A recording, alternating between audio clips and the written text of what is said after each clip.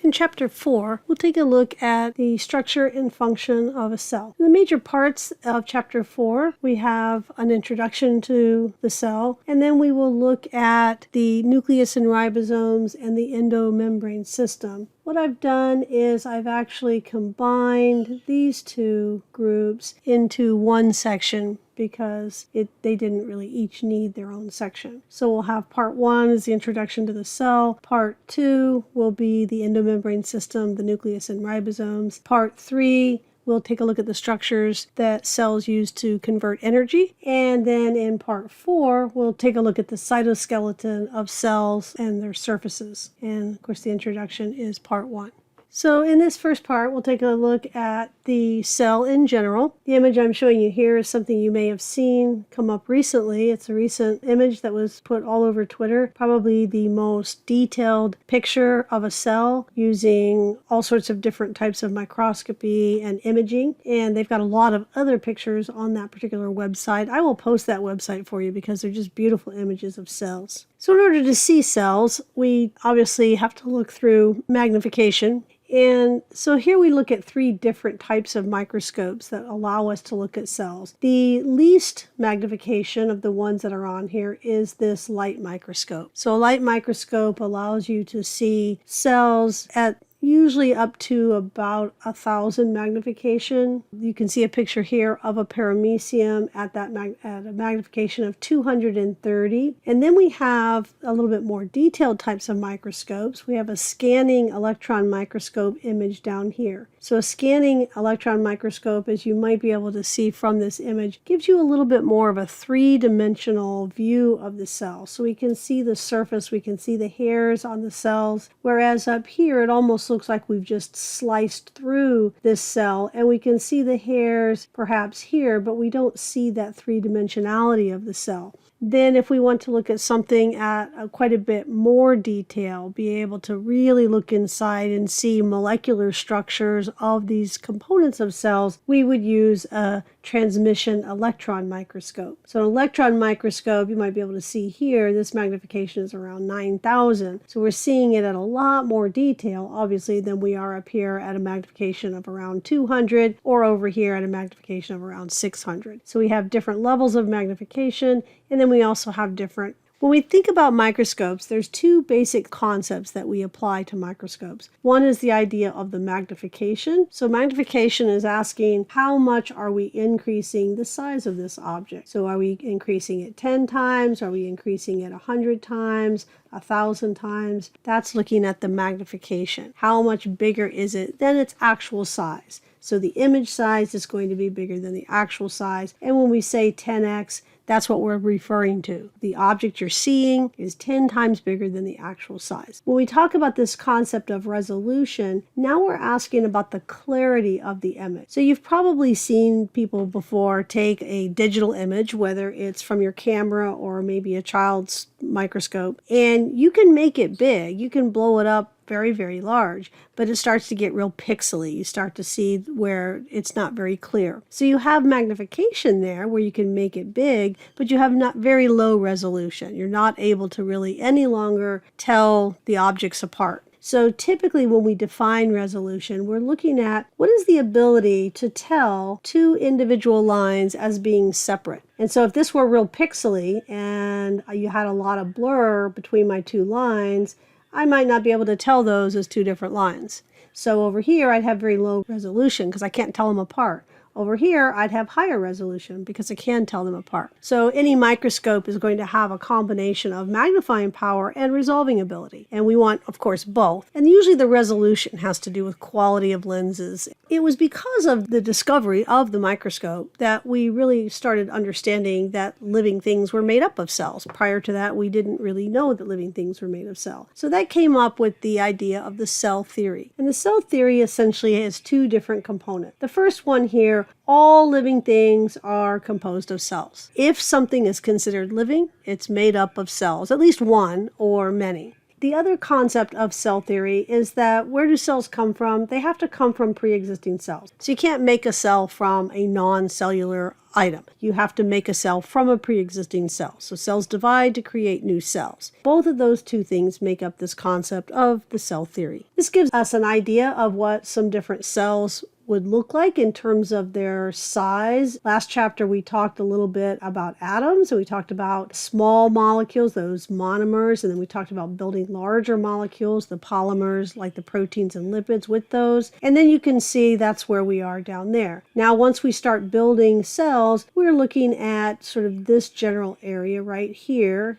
for most cells. Notice the virus is way down here. So we have bacterial cells, which are really small. Viruses are really not cellular. They're not made up of cells, and so they're even smaller than bacteria. We see the size of a human egg. We see a frog egg. Chicken egg is way up here. Cells don't get huge. There's a limit to cell size, and the limit to cell size is correlated to this concept known as the surface area to volume ratio. And this restricts the size of cells, and it's the reason why most cells are pretty small. So let's take a look at this surface area to volume ratio. When you calculate the surface area of something, you imagine that what you're doing is covering, let's just say, the surface of this cube with a piece of paper. I'm going to cover it all the way around with a piece of paper. And then what I'm going to do is I'm going to lay that piece of paper out flat and calculate the area. And that area is going to be the length times the width. So area is length times width. Let's just make it a perfect square. And so let's just let L and X, and W both equal X. So area here is X squared. Okay. What about the volume? Well, the volume of something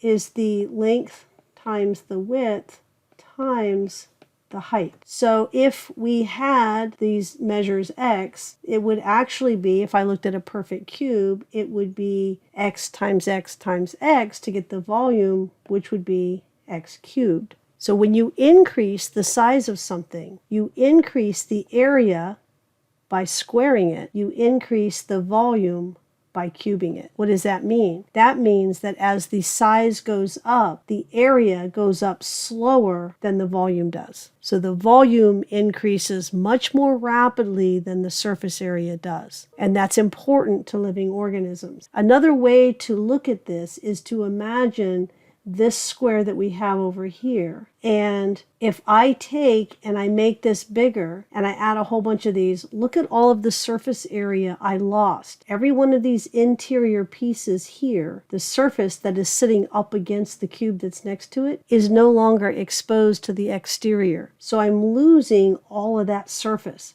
I'm gaining volume, but I'm losing a whole lot of surface in there. So when I make something bigger, I increase the interior more than I increase the surface of it. Why is that important to a living system? It's important to a living system because the surface, this is the gatekeeper here. This is how you get in and out of the cell. Imagine a stadium with lots of doors or a stadium with very few doors. How's it going to be? Which one's going to be easier to get in and out of? Well, it's going to be a lot easier to get in and out if you have lots and lots of doors. So when I increase the size of an object that's a sphere or a cube, the volume goes up really fast. The surface area goes up slow. And that limits the exchange of that entity. In this case, we're talking about cells. It limits the exchange of the cell with its environment. So waste can't get out fast enough. Nutrients can't get in fast enough. That limits the size of a cell. Now, when we think about this outer surface, this is called the plasma membrane. It defines the boundary of your cell. And it's important because it distinguishes inside from outside. It allows you to keep all the nutrients in and keep the toxins and waste out, and to allow that cell to have the properties of a living system that it needs. And so the plasma membrane is going to be composed of, this is a phospholipid bilayer right here. So we see those phospholipids. And remember with the phospholipids, we had these little heads here, the little gray section. Those are phosphate groups, and they, remember, they liked water. So they're happy around water. And so we have them pointing outward, and this is mostly water outside the cell here. And then this is mostly water inside the cell. So we have this phosphate head that's pointing out towards the water. Then we have another phospholipid, that's why it's called a bilayer, and then its head. And this is pointing inward. So this phosphate head here likes water. The phosphate head out there likes water. These are those fatty acid chains in the middle. They don't like water. So they repel water, which is okay because they're all hanging out together in the middle and they're away from the water. So they're happy. So we have this bilayer that ends up forming a barrier and is not really completely impermeable to water because water can kind of squeeze in between these molecules in certain places, depending on where they are. Okay, so we also have in this plasma membrane, it's not just phospholipid, we also see that there's a lot of proteins in there. So these big purple things you see here, these are proteins. And these proteins are going to serve as channels to allow other types of molecules to come in and out, but it's only specific ones. That's why a membrane is often referred to as semi-permeable, because it means that it allows some things to come in, but not everything. And sometimes you'll hear them call it selectively permeable, because it is able to select what can come in and go out depending on the type of cell. So these proteins can form different channels for allowing certain things to come in,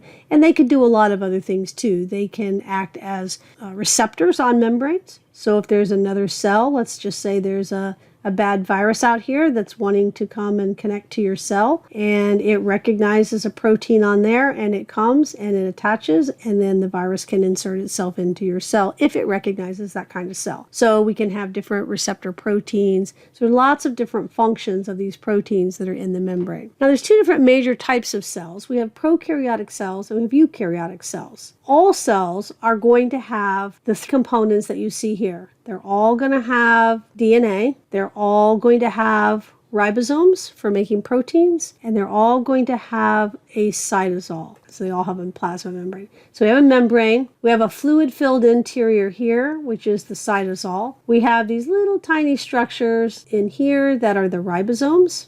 Then we also are going to have a DNA molecule in there. All cells are going to have that. So the cytosol, it's somewhat gelatinous and somewhat watery. It's sort of like Jell-O that has the ability to go from liquid to solid really quick. All cells are going to have that. Then we also have prokaryotic cells and we have eukaryotic cells. Prokaryotic cells are going to have the cytosol. They're going to have the ribosomes. But this chromosome is just going to be sort of out here. It's not going to be enclosed in a membrane. In a eukaryotic cell, you're going to have the chromosome, but it's going to have a membrane around it, the plasma membrane. And then another difference is you're going to have other membranous organelles in here. So these are going to be membrane-wrapped structures. And that membrane is going to look a lot like the plasma membrane. It'll be a little different, but it looks a lot like a plasma membrane. So it's separating. It's almost like little factories inside of the cell that are separated by membrane. The eukaryotic cells have these membrane-bound organelles. They have a membrane-bound nucleus. The prokaryotic cells do not. They still have their DNA. They still have some ribosomes. They still have cytosol and a plasma membrane, but they don't have membranous organelles, and they don't have a membrane around the nucleus. They're also going to be quite a bit smaller than eukaryotic cells. This is an example of a bacterial cell.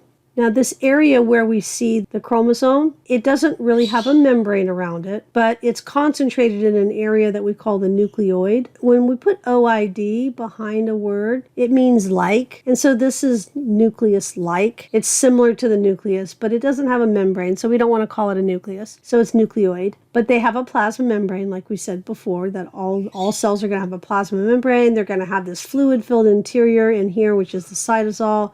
These little tiny dots in here, those are the ribosomes. Now, the bacterial cell will also have, outside of its plasma membrane, it'll have a cell wall. And then it will also have a capsule on the outside of that. Some of them will have flagella. Then they also sometimes will have these other little projections. This sometimes helps them stick to things, to surfaces. But the major components we see here of a bacterial cell, which is a type of prokaryotic cell, is we have the chromosome that's in an area where it's very dense, so we call it the nucleoid. We have the plasma membrane and cytosol with the ribosomes inside. Now, the eukaryotic cells, remember we said they have membrane-bound organelles or membrane-enclosed organelles. And what this does is it takes the cell and separates it into functional units. And that makes it so that a factory that's over there making proteins doesn't get crosswise with another factory over here that's producing enzymes that are going to break proteins down, because that would be disastrous. We'd be building proteins and breaking them down all at the same time.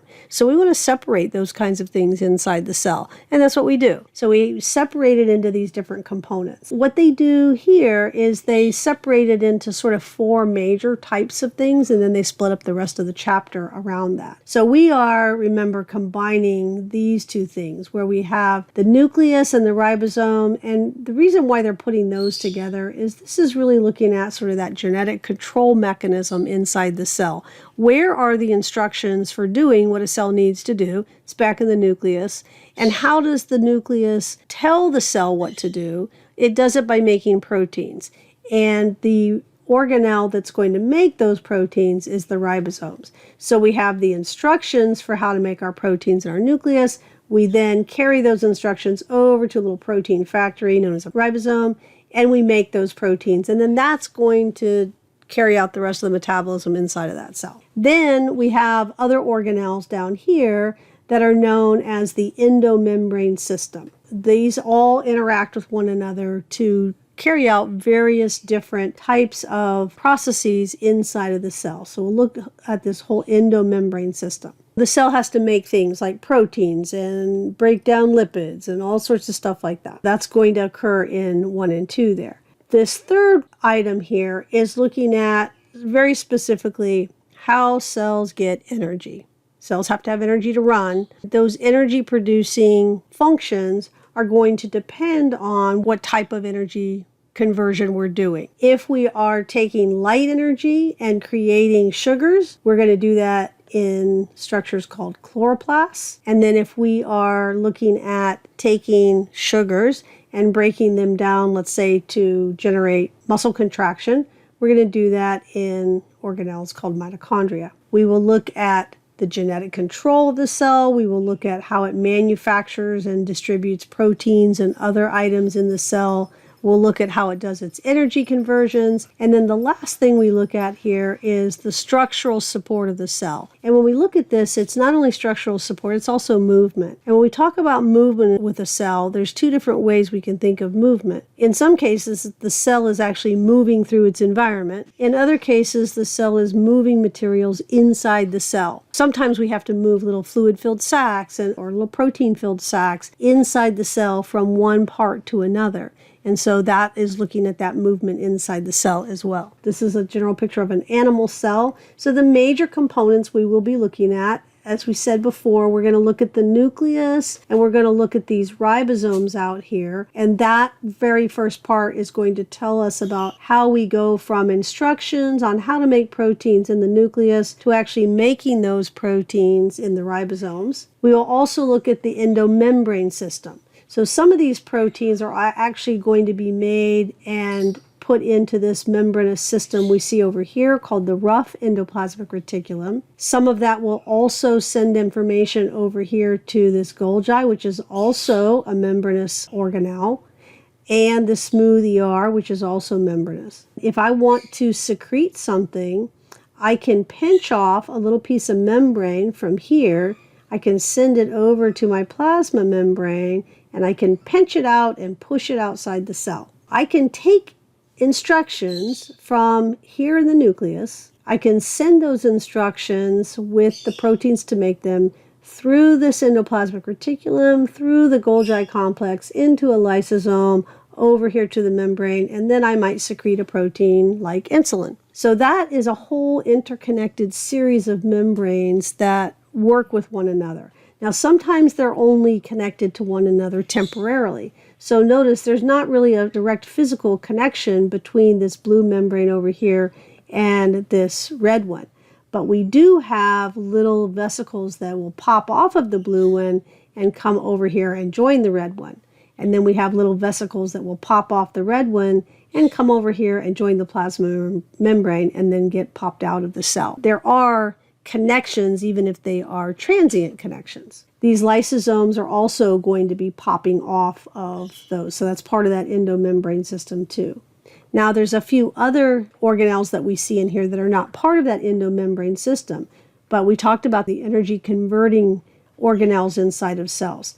This mitochondria is one. So in your muscle cells, you'd have a lot of mitochondria because those mitochondria are there to take sugar and to break it down into a form that your cells can use for energy of muscle contraction and other types of cell metabolism. That is not part of the endomembrane system. That's part of the energy converting system of your cell. And then we also will look at the cytoskeleton. And remember, the cytoskeleton, we said, was responsible for providing structure of the cell.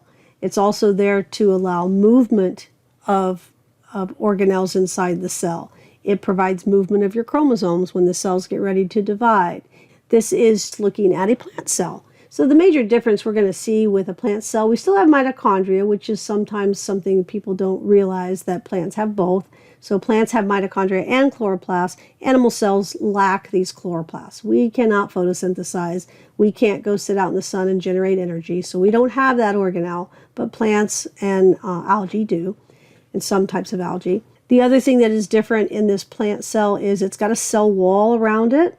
There are a few other differences that we won't mention here. So this ends part 1. In the next video, we will go over the genetic control system in some more detail and also look at that endomembrane system.